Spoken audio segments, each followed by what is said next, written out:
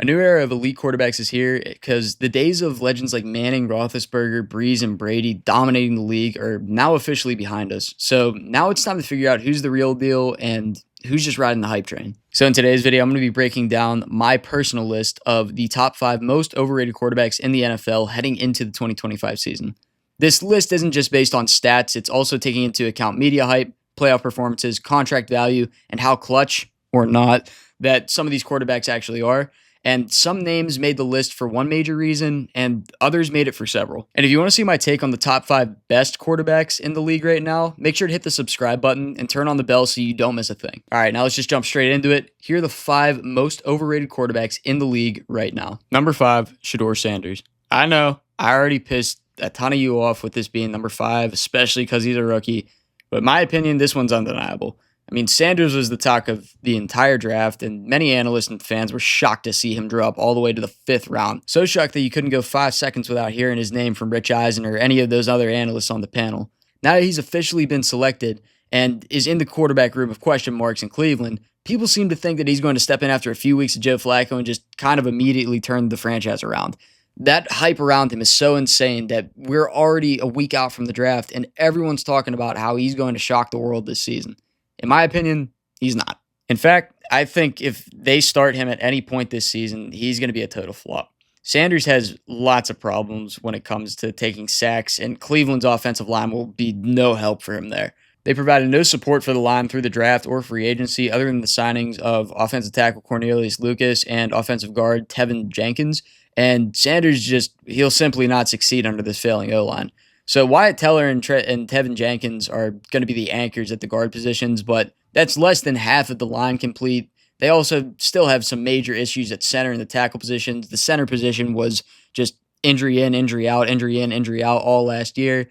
And not only that, but they also provided no help to a receiving core that had the most drops in the NFL last season. I was really expecting Cleveland to go and draft at least one receiver in this year's draft, but nothing. They also didn't pick up any wide receivers. So, there's still time for them to do that, but the offseason is coming to a close and we're already into minicamp. This is a recipe for disaster for Sanders, and I think many will be surprised to see him either not step on the field this season or have a bad first year. Again, I know I just pissed many of you off, but you cannot deny the ridiculous amount of hype Sanders has received. For those of you that believe, good luck to you, but in my opinion, he is one of the most overrated quarterbacks heading into this season. Number 4, Sam Darnold. Darnold had the first successful season of his career last season with the Minnesota Vikings after being asked to take on the starting role due to J.J. McCarthy's injury just before the beginning of the 2024 season. Justin Jefferson and Jordan Addison were no doubt a huge help for Sam Darnold, but he's not going to have those talents in Seattle, especially with the departure of DK Metcalf to the Pittsburgh Steelers. While his contract wasn't too expensive, Seattle still trusts that Darnold can be the guy to lead them to a wild card spot in 2025, and I'm not too convinced that he can do it without those weapons. Not only that, but he looked a lot like the old Sam Darnold we saw starting in New York when it came to the postseason. While that was his first ever playoff appearance, he still didn't look like a quality starter in that game. He took 6 sacks and had 2 turnovers, and honestly, he just didn't really look comfortable out there compared to the regular season. And I'm not sure if his 4 years in Seattle will be as great as people are expecting. And I also think he will have a very different statistical outcome without those 2 all-star wideouts. Number 3, Tua Tagovailoa. Tua, to me, hasn't shown that he's worthy of the big contract extension that Miami gave him. His was a $212.4 million deal. The obvious concerns around him are his injury history and the inability to play in the cold weather. Tua seems to crumble in December football, where teams typically start to fuse and improve heading into the playoffs. He's had plenty of weapons and opportunities to prove himself as a top quarterback in the NFL, but he just can't seem to make the big moments count. Miami has put a lot of faith and a lot of cash into Tua, but one more bad head injury and his career could be donezo. The line has remained decent and the defense surely isn't terrible, but the Dolphins' lack of success has been from Tua's inability to stay healthy, only having 1 full season in his NFL career. And the fact that he can't put on a show whenever it matters the most is very, very concerning for me. To me, he celebrated far too much as a top quarterback in the league with the potential to lead his team to a Super Bowl, but unless he can start to play better whenever it actually matters, he's just going to go down as another average quarterback. Number 2, Trevor Lawrence. Trevor Lawrence has been touted as the next generational talent since he was drafted about 5 years ago. but he hasn't panned out the way that many people were expecting him to. Jacksonville, however, can't seem to see it that way. Lawrence has thrown for over 4,000 yards in 2 of his last 4 seasons, but to me, he hasn't necessarily shown that he's worth a 5-year, $275 million extension.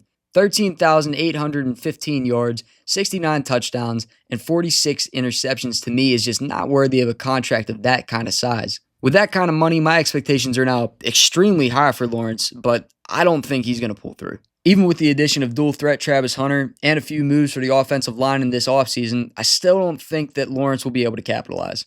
The Jags last made the playoffs in 2022 where they won a stunning comeback against the Los Angeles Chargers, showing that Lawrence may still have some of that clutch time magic from Clemson. But I just haven't seen that same player since then. The combo of his stats and contract extension are the main reasons why he's on this list, but who knows? Maybe with his new weapon and an improved line, he'll end up blowing my socks off this season. And at number 1, Dak Prescott. Prescott is loved by Jerry Jones and is truly believed to be the next quarterback to take the Cowboys to the glory land again. But he's had 10 years to do it with absolutely zero signs of getting anywhere close. Prescott has had a 2-5 playoff record and has had some injury issues in the past, kind of like the guy who he replaced, Tony Romo. Though Dallas has struggled to fill one of those guard positions, you would think that after 10 years of a franchise quarterback that they would have at least seen a trip to the NFC Championship, but Prescott doesn't seem like he has the ability to do that.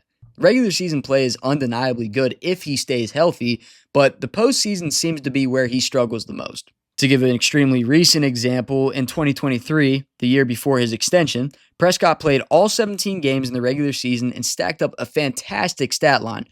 4,516 yards, 36 touchdowns, and only 9 interceptions. With those stats and this momentum, Dallas is sure to smash through the wild card round. Right? No, not at all, actually. Prescott threw an early interception in the later parts of the first, which led to a Green Bay touchdown, and then again in the later parts of the second quarter, but this time the Packers defense hossed it. By the beginning of the fourth quarter, the score was 41-16. What was expected to be a shootout turned into a total nightmare for Dallas at home in the wild card. Nonetheless, Jerry Jones and the Cowboys gave Prescott a 4-year, $240 million contract extension. That equals up to $60 million per year, marking him as the highest paid quarterback in the NFL. Now going into year 11 with another injury just last season, I think that Dallas wasted far too much money on someone who most likely won't be taking them to a Super Bowl or even an NFC Championship for that matter. We'll see if Prescott can stay healthy this season and see if he can help improve the Cowboys and maybe get them to at least an NFC Championship game. But in my opinion, I don't think that's going to be happening. And that's going to conclude my top 5 list of overrated quarterbacks heading into the 2025 season. I cannot wait to read the comments about how I know nothing about football because I put Shedeur Sanders at number 5. All jokes aside, though, if you guys did enjoy the video and you would like to see more content like this, please drop a like to help more viewers find my content and subscribe to keep up with more NFL offseason videos just like this one. Training camp begins in a little over 2 months, and I'll be sure to keep feeding you guys content that gets you prepared and thinking about the 2025 NFL season. If you guys have a particular question or a video that you'd like me to do, then just comment down below, and I'll do some research, and I'll get that ready for you in the next few days. But thank you guys all so much for watching, and I'll see you all in the next one. Stay safe out there, y'all.